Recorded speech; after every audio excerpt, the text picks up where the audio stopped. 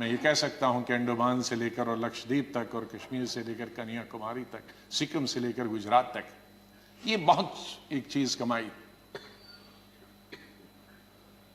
बहुत कुछ सीखा मैंने इस पार्लियामेंट।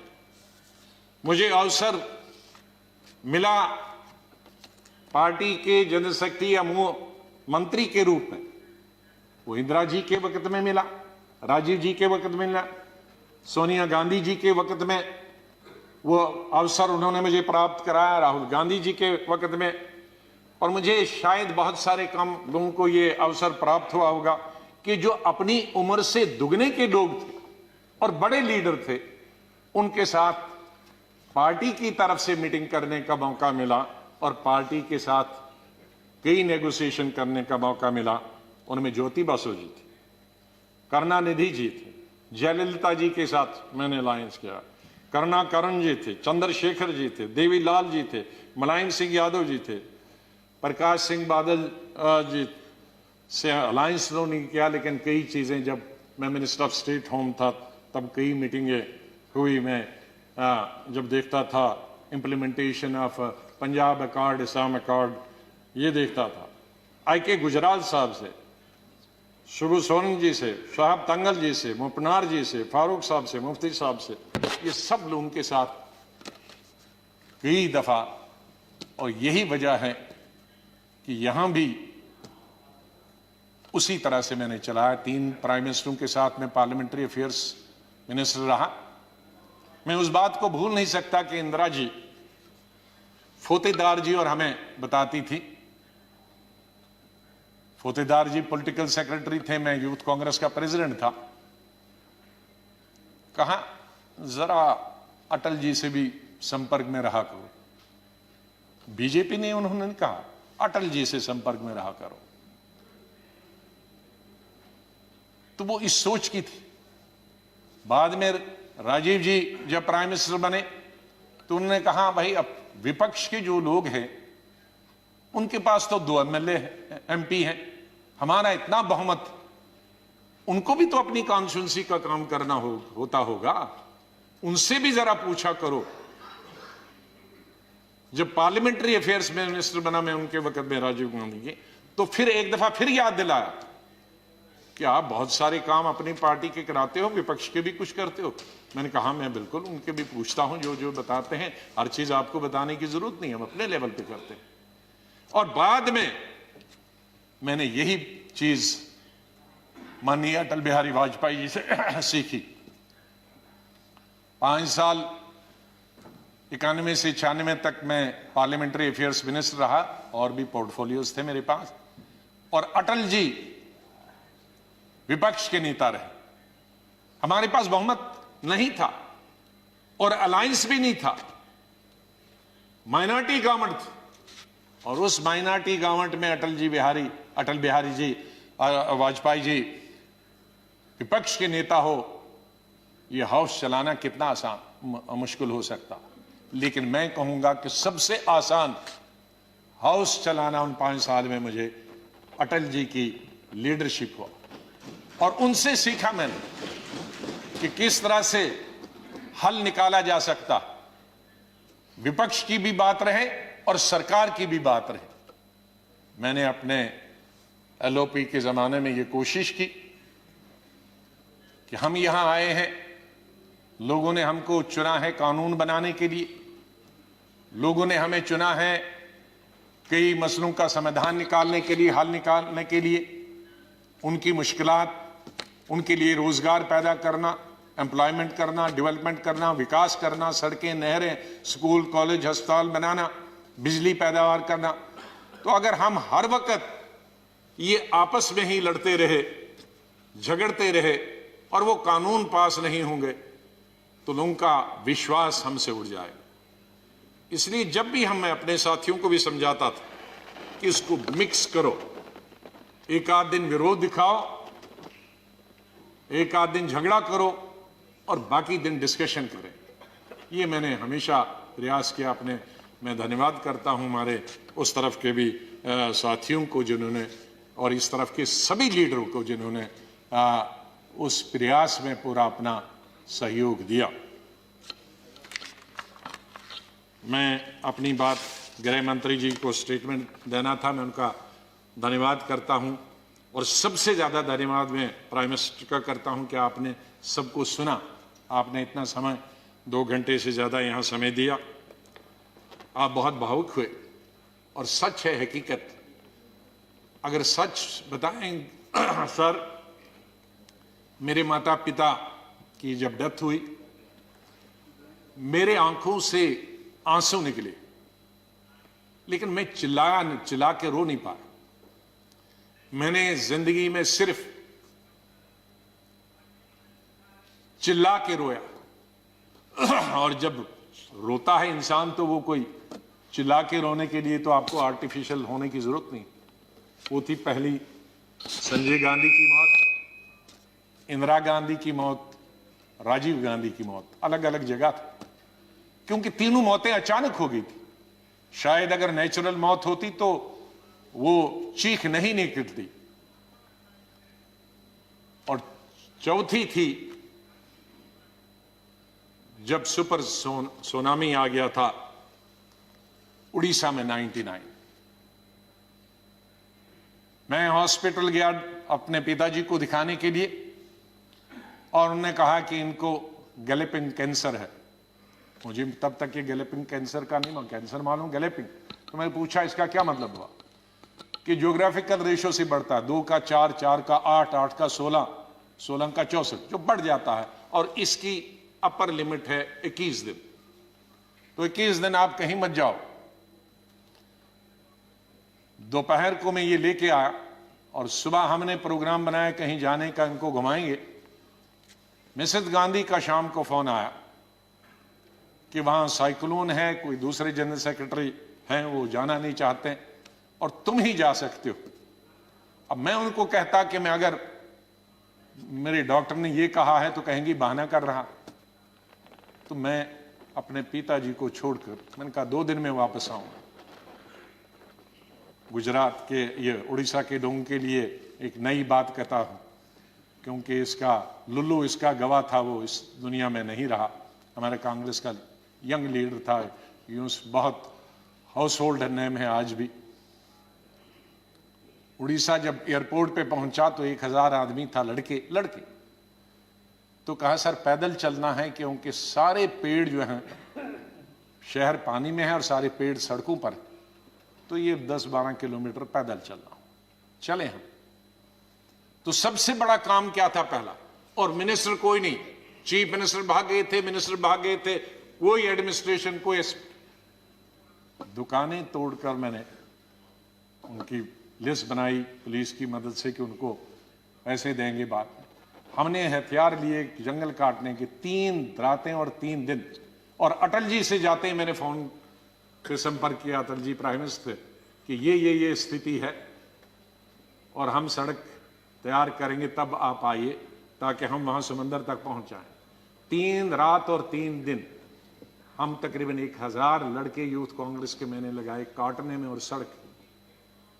फिर पीएम को फोन किया, फिर वो हेलीकॉप्टर से आए, फिर उनसे राशन मंगाया, फिर उसके बाद मैंने सोनिया गांधी जी को कहा। तो और वहां मैं रोया जब मैंने लाशें देखी, सैकड़ों लाशें तैर रही थी जब हम समंदर के किनारे तक पहुंचे। वहां मैं चिल्ला के रोया। वो 4थी दफा था। और 5वीं दफा जिसका उल्लेख माननीय प्रधानमंत्री जी ने किया और वो भावुक हुए। मैं 2005 में जब चीफ मिनिस्टर बना नवंबर में, और मई में जब दरबार कश्मीर में खुला, तो मेरा स्वागत गुजरात के मेरे भाइयों और बहनों की कुर्बानी से हुआ। मैं अभी 2 ही दिन पहले पहुंचा था, तो वहां स्वागत करने का मिलिटेंट का यही तरीका था कि आप हत्या करो गरीबों की तो वही स्वागत होता है। उसका मतलब था कि हम हैं, इस गलतफहमी में न रहना। निषाद बाग जो कि राजभवन के साथ, वहां बस से उस पर लिखा था गुजरात की बस, उसमें हमारे तकरीबन 40-50 गुजरात के हमारे भाई बहनें टूरिस्ट, उस पे उन्होंने ग्रेनेड लगाया और मेरे ख्याल में दर्जन से ज़्यादा लोग वहीं हताहत हो गए और कई जख्मी हो गए। मैं फौरन तुरंत जगह पे पहुंचा, लेकिन तब तक पुलिस ने वो हटा दिया। फिर मैं जैसे माननीय प्रधानमंत्री जी, इन्होंने भी डिफेंस मिनिस्टर से बात की, मैंने प्रधानमंत्री जी से बात की, जहाज आया मी-8 उनको लेने के लिए। लेकिन जब मैं एयरपोर्ट पे पहुंचा तो जाहिर है सिक्योरिटी वाले कहते हैं कि सीएम आ रहे हैं, सीएम आ रहे हैं। तो एयरपोर्ट पे ये सब जाने के लिए तैयार थे। हमारे जख्मी भाई, छोटे छोटे बच्चे। तो जब मैं एयरपोर्ट पे पहुंचा तो इन बच्चों ने, जिसका किसी का पिता मर गया था, किसी की मां मर गई थी, वो रोते रोते मेरे टांगों से जब लिपट गए तो मैं जोर से मेरी आवाजें निकल गई, ए खुदा ये क्या तुमने किया। मैं कैसे जवाब दूं इन बच्चों को, मैं कैसे जवाब दूं उन बहनों को जो यहां तफरी के लिए आए थे, सैर के लिए आए थे, और आज मैं लाशें लेकर इनके हवाले कर रहा हूं उनके माता पिता की। तो ये भावुक होने की जरूरी बात है। आज हम ये अल्लाह से, भगवान से यही दुआ करते हैं कि इस देश से मिलिटेंसी खत्म हो जाए, इस देश से आतंकवाद खत्म हो जाए।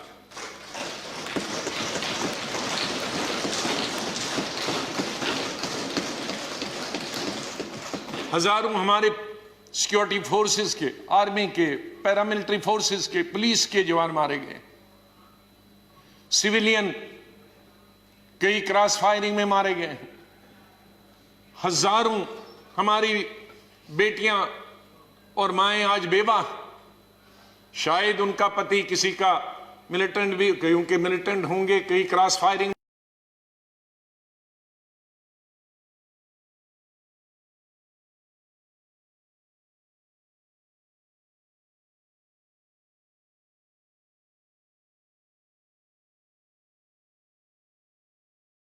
कश्मीर के हालात ठीक हो जाएं।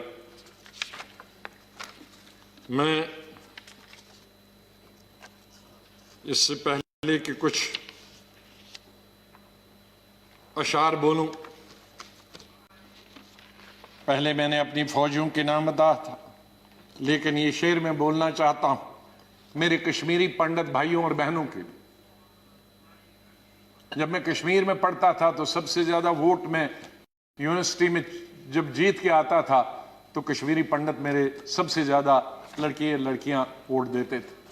बहुत सारे लोगों को मालूम नहीं कि कश्मीर में लड़कियां हिंदुस्तान के मुकाबले में सबसे ज्यादा, जम्मू में नहीं, कश्मीर में, जिस वक्त मैं एमएससी कर रहा था तो साइंस में तकरीबन 50% लड़कियां होती थी और आर्ट्स में 90%।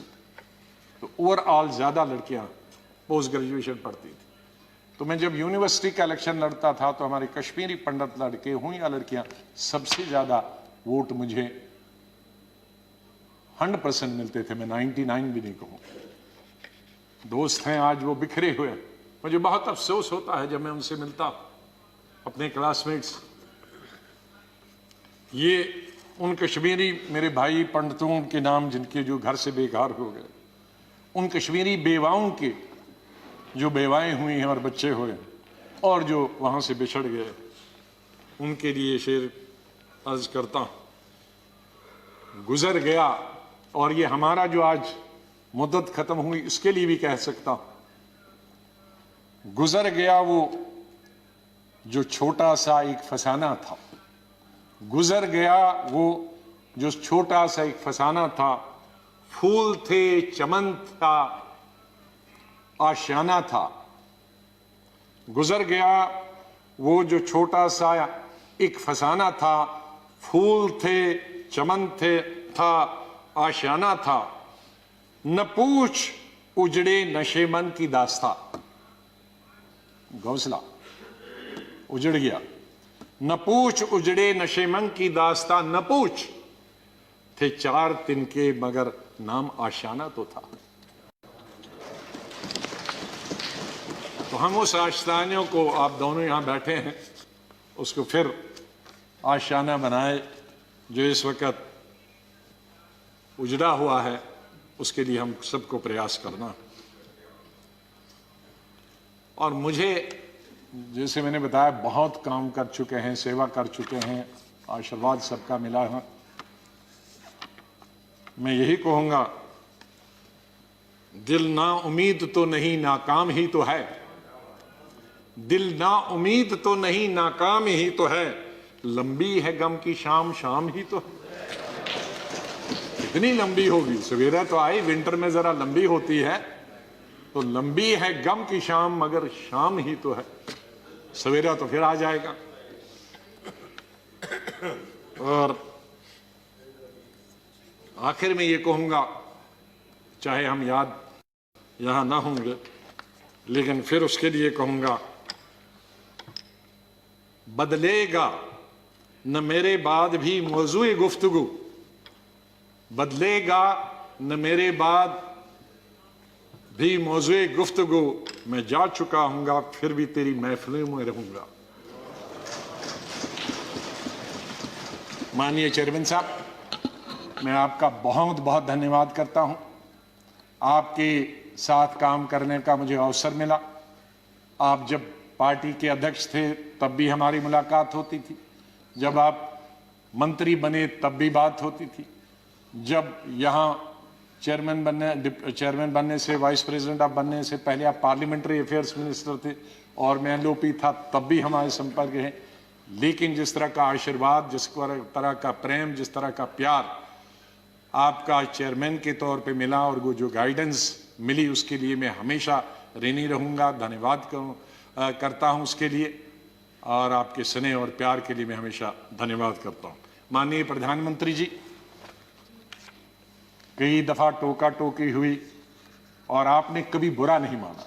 एलओपी के वक्त में बड़ी बड़ी लंबी स्पीचें आपकी हुई, मेरी हुई, खास करके राष्ट्रपति के अभिभाषण पर।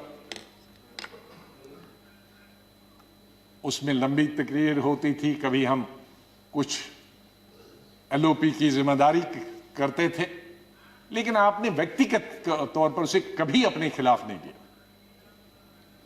हमेशा भी आपने पर्सनल कॉन्टेक्ट्स को और पार्टी की जो जिम्मेदारी है उसको दूर रखा। कभी ईद हो, दिवाली हो, बर्थडे हो, उसमें बराबर आपने कभी भी कमी नहीं की फोन करने की। सबसे पहले या तो मेरे पार्टी प्रेसिडेंट का आता था या आपका आता था। दो आदमियों का तो अनिवार्य, हमारे प्रधानमंत्री और कांग्रेस प्रेसिडेंट मिसेस गांधी। और आपने हमेशा बताया कि कभी अपनी स्टेट के बारे में हो और कोई काम हो तो मुझे आप कभी भी बताना। मुझे याद है जब मैं राज्यसभा इलेक्शन लड़ने गया तो आपने कुछ कहा कि भाई आपको कुछ जरूरत है। मेरे का वो तो लड़ाई है, आपका कैंडिडेट है, मैं कैंडिडेट हूं, उसमें आप कुछ नहीं कर सकते। तो ये एक पर्सनल टच जो होता, आदमी भावुक हो जाता, आदमी सेंटिमेंटल हो जाता, आदमी इमोशनल होता। और मेरे संपर्क तो विपक्ष के साथ आज से नहीं, जब पहली दफा मैं एमओएस बना था तब से लेकर आज तक, क्योंकि हम मिलके ही देश को चला सकते हैं। लड़ाई करके, गालियां देकर नहीं, हम अपनी बात अपने भाषणों के जरिए कर सकते हैं। मैं आपका बहुत धन्यवाद करता हूं। मैं माननीय डिप्टी चेयरमैन साहब, मेरे यहाँ हम बेंचमेट रहे, वो हमेशा मुझे याद रहेगा। बहुत सिंपल आदमी है, स्ट्रेट फॉरवर्ड है। कभी कभी हम नाराज होते हैं स्ट्रेट फॉरवर्ड, लेकिन स्ट्रेट फॉरवर्ड हमेशा वो लोग नाराज होते हैं। और शरद पवार जी से लेकर और यादव जी से लेकर और सब लोग हमारे लीडरों का तो मैं बहुत ही धन्यवाद, सब लेफ्ट राइट एंड सेंटर, नाम क्यों कि कुछ लूंगा तो बहुत सारे हमारे साथी नाराज होंगे। तो चेयरमैन साहब से लेकर और प्रधानमंत्री जी से लेकर, मैं सेक्रेटरी जनरल साहब का कैसे और सेक्रेटरीट का कैसे धन्यवाद कर सकता हूं, मुश्किल है करना, क्योंकि इनका सहयोग मिला बहुत, हमेशा हर वक्त जब भी हमने कुछ चाहा इंफॉर्मेशन पार्लियामेंट की या कोऑर्डिनेशन के बारे में आप तक पहुंचने की बात की, तो सेक्रेटरी जनरल साहब ने और सेक्रेटरीट ने हमने हमेशा हमारी मदद की है। और आखिर इस शेर से मैं आपसे विदाई लेता हूं, और इंशाल्लाह हम मिलते रहेंगे, चाहे यहाँ नहीं मिले लेकिन आगे एक दूसरे के पास आ जा सकते हैं। नहीं आएगी, मैं आप लोगों से बोल, नहीं आएगी याद तो बरसों नहीं आएगी, मगर जब याद आओगे तो बहुत याद आओगे। धन्यवाद गुलाम नबी जी।